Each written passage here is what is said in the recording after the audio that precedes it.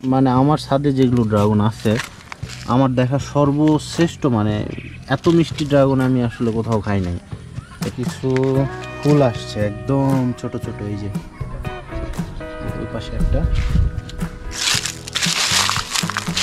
এই দিকে কিছু আছে, এই যে ছোট ছোট এগুলো।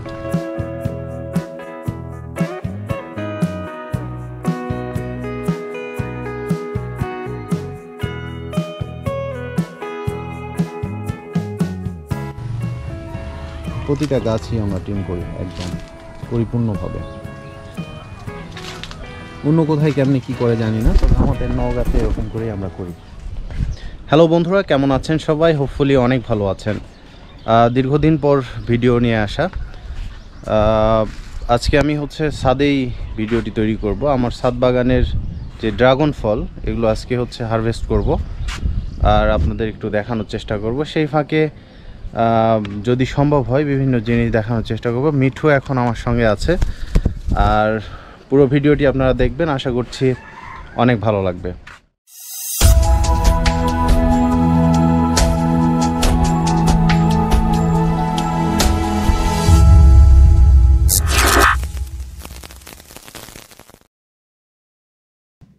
মিতুল এখন কাটবে মূলত। এই ড্রাগনটা আমার ছাদে যেগুলো ড্রাগন আছে আমার দেখা সর্বশ্রেষ্ঠ, মানে এত মিষ্টি ড্রাগন আমি আসলে কোথাও খাই নাই। ইয়ে করো তাহলে কেটে যাবে। এই একটু ইয়ে হইল। আচ্ছা, এটা আমি করি, কাটতে হয় না মূলত, একটু ধরে বেশি পেকে গিয়েছে যার জন্য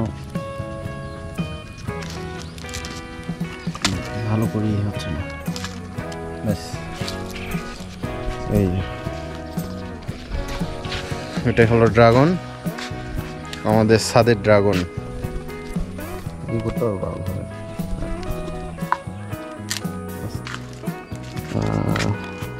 5টা টোটাল, 5টা ড্রাগনই একদম পরিপক্ক। ও আরেকটা আছে, তবে এটা পাকছে কিনা না অতটা ইয়ে হয়নি, তারপর পারা যাবে। এই ইয়ে করে নাও, ছিলবো। ব্যাস, বুঝে দাও। এই হলো আমাদের ড্রাগন। মূলত মিঠুকে আমি গোসল করাইলাম। গোসল করানোর পরে ওকে নিয়ে ছাদে আসছি, গাটা একটু শুকানোর পরে। তো একা একা কীভাবে গোসল করে সেটা একটু আপনাদের দেখায়।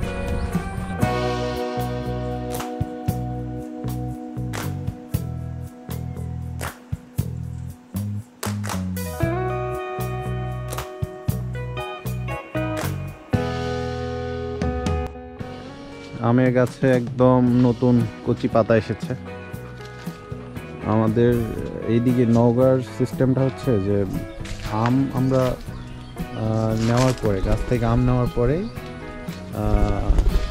আমরা গাছগুলোকে ট্রিম করে দিই যাতে করে নতুন পাতা গজায়। এই নতুন যে ডালগুলো আসে সেগুলো থেকে বড় আম হয় আর আমের ফলনটাও ভালো হয়, এই জন্য আমরা ট্রিম করে দিই।